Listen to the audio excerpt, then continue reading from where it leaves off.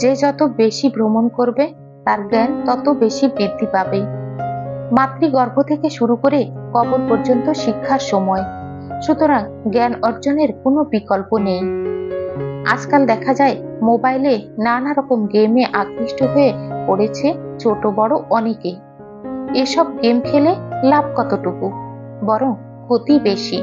চোখের ক্ষতি, ব্রেনের ক্ষতি, টাকা নষ্ট, সময় নষ্ট।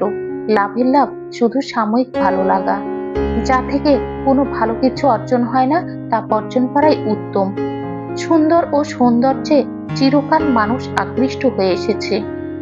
আপনি যদি সুন্দরের প্রতি আকৃষ্ট হন তবে সেখান থেকে কষ্টও পেতে পারেন, কিন্তু সৌন্দর্যের প্রতি আকৃষ্ট হলে আপনি পাবেন অনাবিল শান্তি, ভালো লাগা, মুগ্ধতা, উদারতা ইত্যাদি।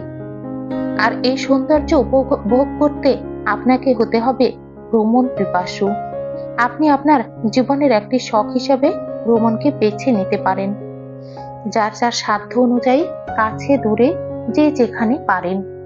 আপনি যদি একটা পরিকল্পনা করে রাখেন কিভাবে, কোথায়, কখন যাবেন, তাহলে আপনার কাজের অবসরে এসব নিয়ে চিন্তা ভাবনা আসবে। বাজে চিন্তা, মন খারাপ, বিষণ্ণতা আপনাকে ঘিরে ধরতে পারবে না, কারণ আপনার মনের চারপাশে তো অন্য কিছু অবস্থান করছে। মন খারাপেরা জায়গা করতে না পেরে দূরে চলে যাবে।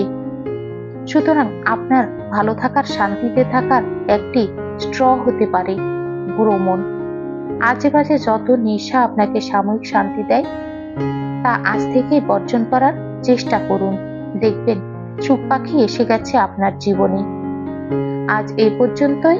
ভালো থাকবেন, সুস্থ থাকবেন এই কামনায়।